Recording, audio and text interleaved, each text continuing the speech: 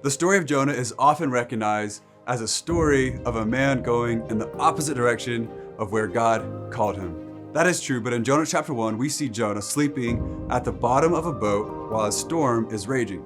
A storm was being used as an instrument to get Jonah's attention and recognize God's redirection. God was giving him an opportunity to right his wrong and take a hold of a new opportunity.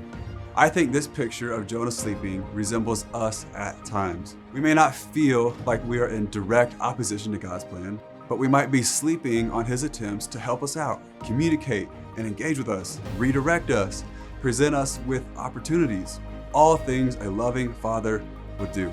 Our quote-unquote sleeping could look different, but I'd encourage you to personalize it to what that can mean for you.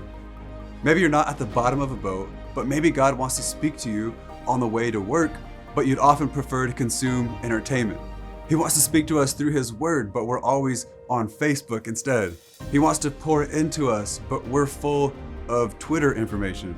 Guilty, right? We can also sleep on God and miss his direction by way of compromise. We give ourselves permission to give in to temptation just one more time. But if we're saying yes to things that are not of God, then we're saying no to, or at least delaying, what is of God. Daily compromise is like death by 1,000 paper cuts. That cliche speaks to a slow, gradual death. And it speaks to what can happen to our opportunities when we decide against them daily with small decisions.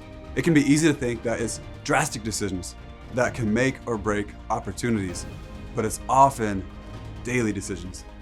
And if you've been ignoring even small invitations that God has made you aware of, there's no better time than now to cut compromise, to quit sleeping, and to begin listening and obeying. Zechariah 4:10 says, "Do not despise these small beginnings, for the Lord rejoices to see the work begin." I believe in you. God believes in you even more. And as you pray and obey, he will be with you.